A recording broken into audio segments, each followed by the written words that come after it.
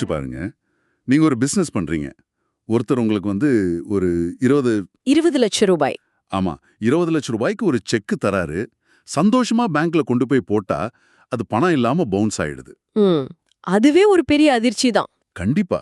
சரி, நியாயம் கேட்கலான்னு கோர்ட்டுக்கு போனா விசாரணையே ஆரம்பிக்கிறதுக்கு முன்னாடி உயர்நீதிமன்றம் அந்த வழக்கை அப்படியே ரத்து செஞ்சா உங்களுக்கு எப்படி இருக்கும்? பயங்கரமா கோவம் வரும், ஒரு விரக்தி வரும்.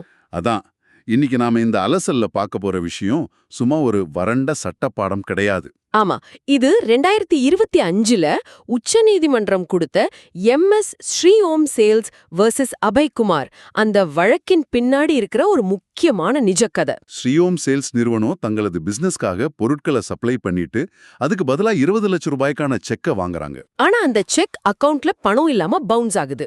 போடுறாங்க.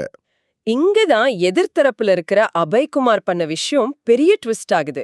அவர் நேரா மாஜிஸ்ட்ரேட் கோர்ட்டுக்கு போய் விசாரணையை சந்திக்கவே இல்ல. ஆமா, எனக்கு எந்த கடனும் இல்லைன்னு சொல்லிட்டு ஸ்ட்ரைட்டா பட்னா ஹைகோர்ட்டுக்கு போயிட்டார். அங்க போய் கிரிமினல் ப்ரொசீஜர் கோட், அதாவது CRPC பிரிவு 482க்கு கீழே இருக்கிற சிறப்பு அதிகாரத்தை பயன்படுத்தி வழக்கையே ரத்து பண்ணிட்டார். ஒரு நிமிஷம், இது எப்படி சாத்தியம்? நான் ஒருத்தருக்கு செக் கொடுத்துட்டு சும்மா வாய் வார்த்தையா? நான் பணமே தர வேண்டியதில்லேன்னு. ஆமா, சொல்லிட்டா போதுமா? அதுதான் இங்க நடந்த தப்பு. CRPC 482 அப்படிங்கிறது உயர் நீதிமன்றங்களுக்கு கொடுக்கப்பட்டிருக்கிற ஒரு பிரத்யேக அதிகாரம். தேவையில்லாத பொய் வழக்குகளை ஆரம்பத்திலே முடக்கிறதுக்காக உருவாக்கப்பட்டது. ஆனா பாட்னா ஹைகோர்ட் இந்த அதிகாரத்தை இங்க தப்பா பயன்படுத்திட்டாங்கன்னு உச்சநீதிமன்றம் ரொம்ப தெளிவா சொல்லியிருக்கு. ஏன்னா செக் பவுன்ஸ் வழக்குகளை பொறுத்த வரைக்கும் நெகோஷியபிள் இன்ஸ்ட்ருமெண்ட்ஸ் ஆக்ட், அதாவது NI சட்டம் ரொம்ப தெளிவா இருக்கு. குறிப்பா அதோட பிரிவு 138 மற்றும் 139. இந்த NI சட்டம் என்ன சொல்லுதுன்னு நாம கொஞ்சம் நிதானமா பார்ப்போம்.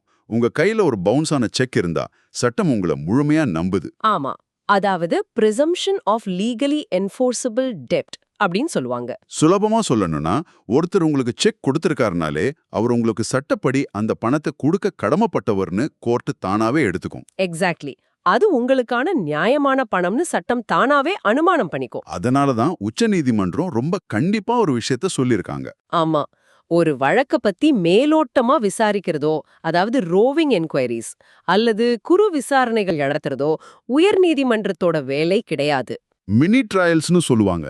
இந்த ஆவணங்கள் உண்மையா, இவர் பணம் தரணுமா வேண்டாமான்னு அடிப்படை ஆதாரங்களை அலசி ஆராய வேண்டியது கீழமை நீதிமன்றமான விசாரணை நீதிமன்றத்தோட வேலை, அதாவது ட்ரையல் கோர்ட்டோட வேலை. அதை விட்டுட்டு எதிர்த்தரப்பு சும்மா நான் பணம் தர தேவையில்லைன்னு சொன்னது மட்டும் வச்சுக்கிட்டு ஹைகோர்ட் வழக்க ரத்து பண்ணக்கூடாது. அப்போ செக் கொடுத்தவருக்கு தப்ப வழியே இல்லையான்னு கேட்டா அப்படி கிடையாது. அவர் மேல தப்பில்லைன்னு அவர் நிரூபிக்கலாம். ஆனா அது அவர் முறையான விசாரணை நீதிமன்றத்துல சரியான ஆதாரங்களை சமர்ப்பிச்சுதான் நிரூபிக்கணும். எடுத்த உடனே ஷார்ட்கட்ல ஹைகோர்ட்டுக்கு போய் வழக்க முடிக்க முடியாது. இதனாலதான் பாட்னா உயர்நீதிமன்றத்தோட உத்தரவை உச்சநீதிமன்றம் மொத்தமா ரத்து பண்ணிட்டு வழக்க திரும்பவும் விசாரணை நீதிமன்றத்துக்கு அனுப்பி வச்சிட்டாங்க. இந்த தீர்ப்போட விளைவு ரொம்ப முக்கியமானது. நீங்க ஒரு சாதாரண குடிமகனோ அல்லது வியாபாரியோ இருந்தா உங்களுக்கு இது ஒரு பெரிய நிம்மதி. செக் பவுன்ஸ் ஆன உடனே சட்டம் சொல்ற காலக்கெடுவுக்குள்ள நீங்க நோட்டீஸ் அனுப்பி ஆக்ஷன் எடுத்தா போதும். சட்டம் உங்க பக்கத்துல தான் நிக்கும். அந்த பிரிசம்ஷன் உங்களுக்கு சாதகமா வேலை செய்யும். உங்களை ஏமாத்திட்டு அவ்வளோ சீக்கிரம் யாரும் குறுக்கு வழியில தப்பிச்சு போக முடியாது. அதே போல இதை கேட்டுக்கிட்டு இருக்கிற நீங்க ஒரு வக்கீலோ அல்லது சட்டமானவரோ இருந்தா இந்த 2025 தீர்ப்பு உங்களுக்கு ஒரு பிரம்மாஸ்திரம் மாதிரி. ரங்கப்பா வழக்கு மாதிரியான ஏற்கனவே இருக்கிற வலுவான தீர்ப்புகளோட சேர்த்து இதையும் நீங்க கோர்ட்ல பயன்படுத்தலாம்.